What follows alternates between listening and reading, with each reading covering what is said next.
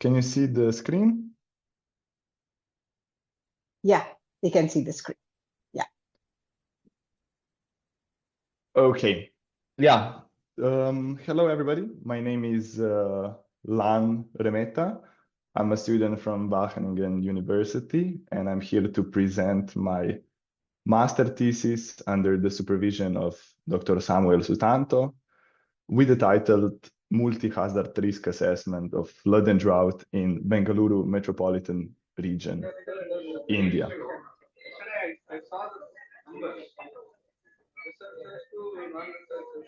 I think somebody has... Basha, Basha, can you make everyone mute except Lan? Yeah, let's start.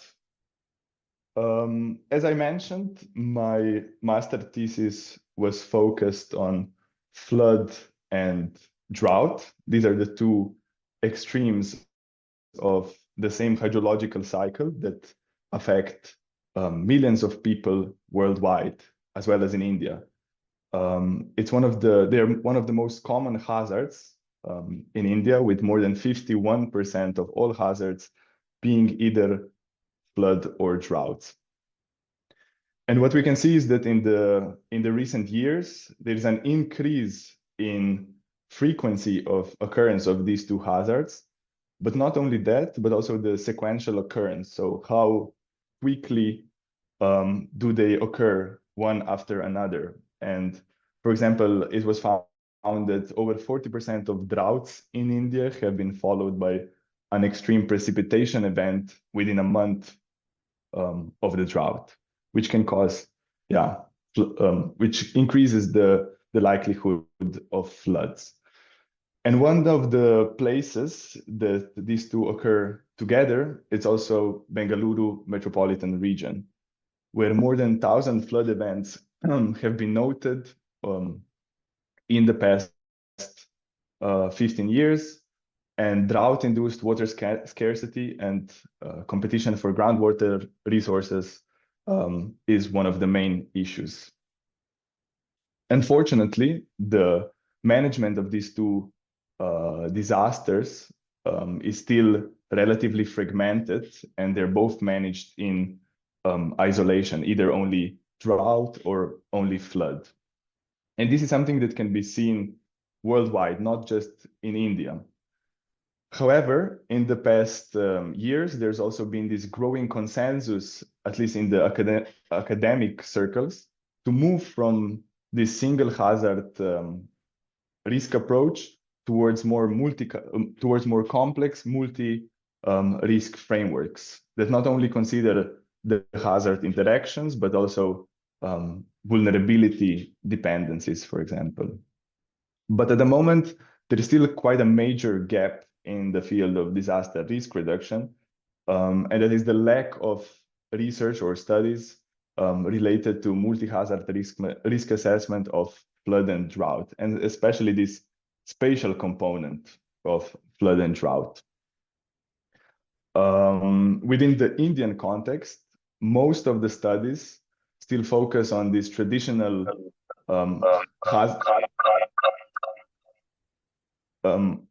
most still focus on this traditional hazard approach without necessarily considering the exposure or vulnerability components, let alone this multi-risk perspective. So as such, at the moment, we don't have any studies that would address multi-hazard risk in Bengaluru metropolitan region or the wider area. And as such, we basically created a research objective that was to create a spatially explicit, integrated multi-hazard risk assessment of flood and drought in Bengaluru metropolitan region. And of course, we also developed this central or main research question to understand how does this multi-hazard risk patterns occur in Bengaluru region, and how do they compare with the single hazard risks. And in order to answer the central research question, we also created 4 sub-research questions that are all related to one of the components of risk, as I will explain now. So basically, probably most of you are already familiar with what risk is, but in this study, we use the definition from United Nations Disaster Risk Authority as the probability of harmful consequences or expected losses from interactions between hazards, exposure, and vulnerable conditions. So already this definition contains the three components, that is hazard, exposure, and vulnerability. Hazard is this physical phenomenon that has the potential to cause damage, as in our case, it's flood and drought. Exposure are the presence of livelihoods, people, services, infrastructure that could be affected by the hazard. And finally, in our case, it's population, infrastructure, and cropland. And finally, vulnerability is this predisposition of these systems or communities to be adversely affected by hazards. And again, in our case, we looked at socioeconomic, infrastructural, and environmental vulnerabilities. Moving on from single risk to multi-hazard risk, we used a definition by Galina as risk from several hazards, considering possible hazard and vulnerability interactions. As I mentioned before, not only acknowledging that hazards interact between each other, but also vulnerability can be hazard specific and it can change in space and time. Okay, from this theoretical background, and the research questions, we kind of created this conceptual framework or methodological framework with each research question addressing one of the components of risk. And we assessed each of the components for flood and each of the components for drought, and finally combined them in multi-hazard risk assessment. So how did we do it, actually? Before we dive deeper into each of the components, we can quickly look again at the study area that many of you are probably very familiar with. The study area is not only Bengaluru city, but it's the Bengaluru metropolitan region, which also includes, of course, the city located in this blue area called Bengaluru urban district, where also most of the 14 million inhabitants live. It's highly populated and urbanized. And it's surrounded by Bengaluru rural district and Ramangara district that are less populated and predominantly agricultural. The region is further subdivided in 12 taluks and 2,500 panchayats or wards. And these serve as basically the unit of analysis in our study. And I will explain that a bit better also. So going to the first research question that was aimed to assess the hazard component of risk, we assessed flood and drought hazard separately. Flood hazard was assessed via GIS-based multi-criteria analysis, basically overlaying topography, runoff curve number, which is basically a proxy of runoff in the area, and it was derived by combining soil cover and land use, and precipitation index that was derived from calculating return periods of extreme precipitation events in the region, and then interpolated to create this raster. Finally, they were all combined using weighted linear combination into one flood hazard index. Drought hazard was assessed using standardized precipitation index. Is this statistical approach in quantifying or like calculating the return periods of anomalies from a certain mean. And here we looked at the precipitation anomalies of for a period of 3 months and period of 12 months to account for both short and long-term drought conditions. And we assigned equal weights to them to combine them into a drought hazard index.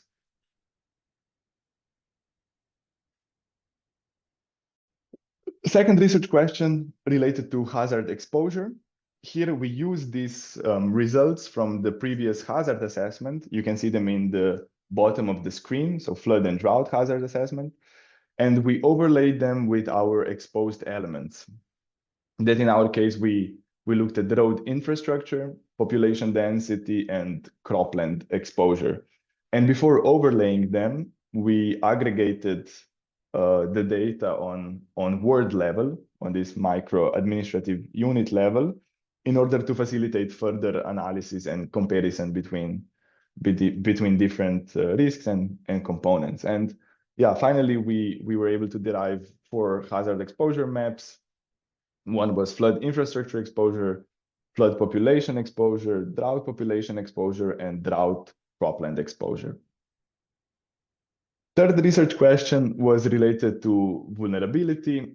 And here we aim to create 2 distinct vulnerability indicators by combining 16 different vulnerability drivers, ranging from socioeconomic to infrastructural and environmental drivers. And most of this data was derived from the 2011 Indian census, as this was the best proxy that was available for some of this socioeconomic data.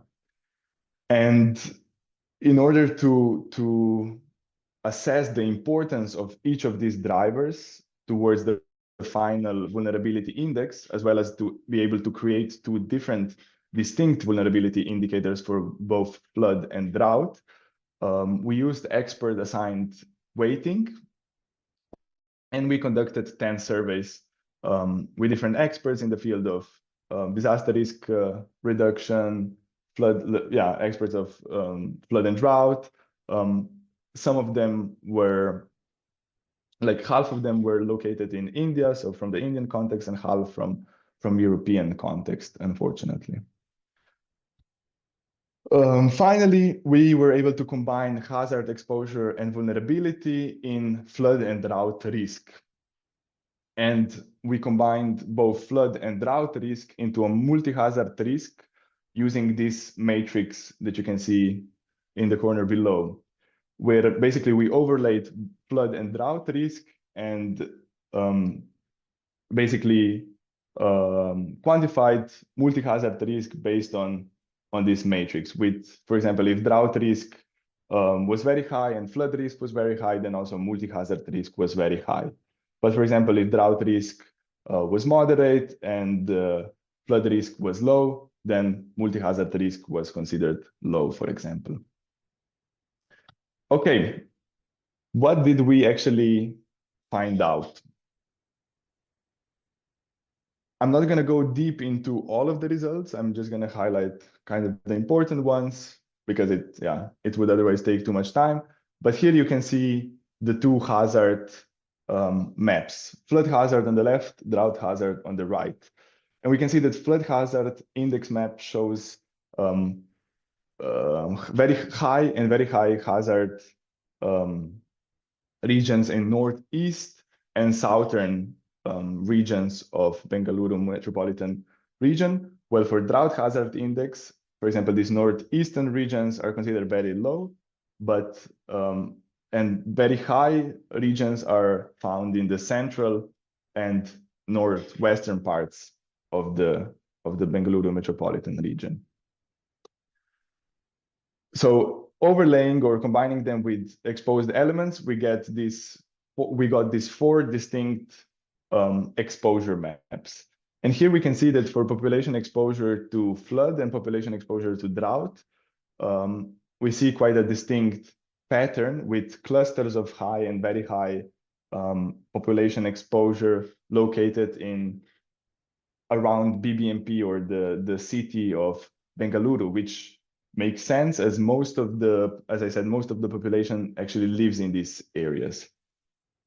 When it comes to cropland exposure, on the other hand, we see a different picture with most of the high and very high cropland exposure areas to drought located in northern regions. So in Bengaluru rural district, where also most of the agriculture occurs. When it comes to infrastructure exposure to flood, we don't really see any big hotspots, as most of the region most of the infrastructure is still located in the urban region, but there are not like density hotspots. If we look at the graph on the right side, we can see the relative contribution of hazard exposures for each taluk. And what we can see is a similar story when it comes to Bengaluru urban district. For example, flood and drought exposure is quite balanced, but when it comes to Bengaluru rural district and Dramangala district, we see that drought exposure is dominant. For vulnerability, we again don't really see distinct patterns of vulnerability. It's quite dispersed across the entire study area. However, we see a clear contrast between urban and rural region, with some of the with urban regions exhibiting low vulnerability and surrounding areas exhibiting higher vulnerability. This contrast can actually be attributed to the different vulnerability drivers and basically the weights that were assigned to them.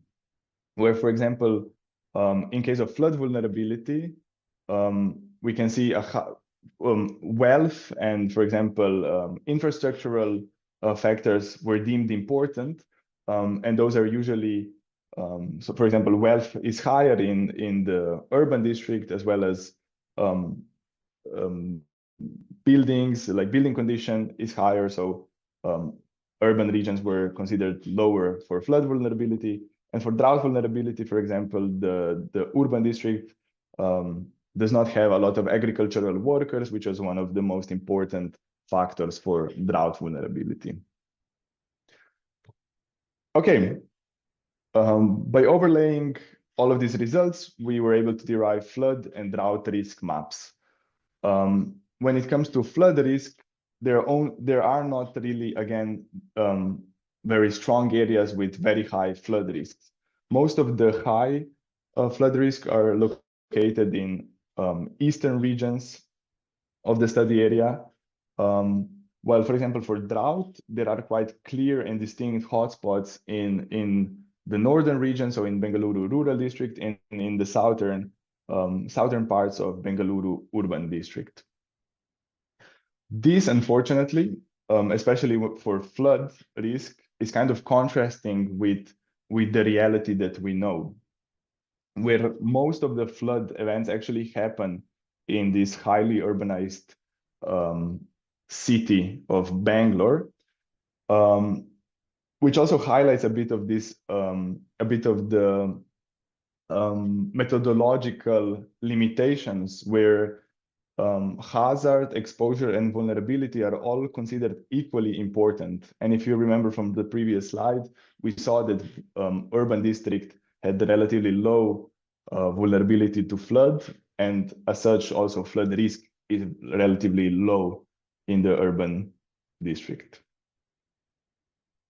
Okay, finally, combining the flood and drought risk using the matrix mentioned before, we were able to derive this multi-hazard risk map on the left side. And we can see there's quite a gradient from north to south, where most of the very high and high multi-hazard risk areas, so the areas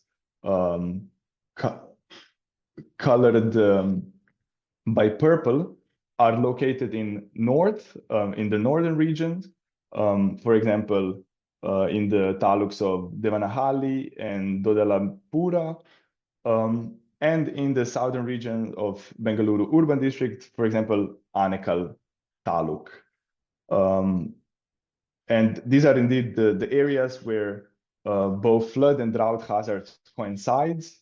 So there's a potential for consequential or co-occurrence of these two hazards, and the impacts of these impacts in these areas might be higher than just accounting for the single risks.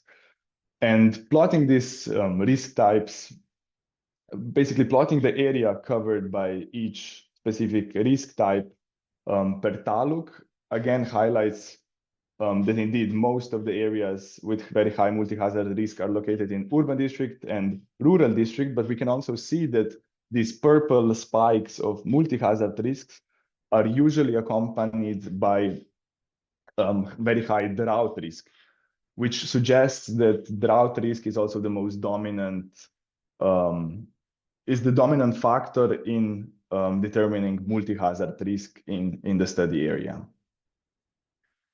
So to quickly summarize the main finding, we saw that there's a quite clear vulnerability divide between urban, and I see that I'm a bit over time, but yeah, I'm finalizing, between urban and rural regions, and that significantly influences the final risk patterns. We also saw that drought risk was found to be the dominant driver of multi-hazard risk in the study area. And we were able to highlight these hotspots of multi-hazard risk, where, as I said, co-occurrence and the impacts could be higher than those of single hazards. And it's extremely important to identify such areas because it can significantly enhance our mitigation efforts and support more proactive and holistic risk management strategies that do not only consider as a single hazard, but yeah, looks at the problem more holistically. Moreover, presenting these risk areas at the micro administrative scale enhances the relevance for decision makers because it also aligns with very clear institutional mandates. And finally, a key strength of this approach was ability to capture not only the multi-hazard risk dimension, but also to disaggregate these results into single risk and its components in order to increase basically transparency and improve understanding of this concept. Unfortunately, there is still a gap between the conceptual understanding and practical applications in disaster risk management, which can be attributed to inherent limitations of multi-hazard risk assessment frameworks. And these limitations can be related to, for example, knowledge. We still don't really know how hazards trigger or amplify each other, and especially in case of floods and droughts. Data availability is often a problem. So the absence or the accessibility of high quality spatial data is a problem, not only in India, but in general worldwide. And finally, this semi-quantitative methodology that looks at the risk through indices can only compare, basically does not quantify risk, and it's only applicable in comparing risk areas one to another, while practitioners often prefer more quantifiable matrices as probabilities or loss curves and such. Finally, there's still much value in multi-hazard risk assessments as this one. In the case of Bengaluru metropolitan region, we succeeded in highlighting the most vulnerable regions, not only to flood and drought risk, but also to this new and usually not talked about multi-hazard risk in a very easily interpretable and replicable way. And we were able to make this study that can serve as a proof of concept for applying a multi-hazard risk framework in data scarce regions like Bengaluru metropolitan region. With this, I would like to finish. Thank you all for listening.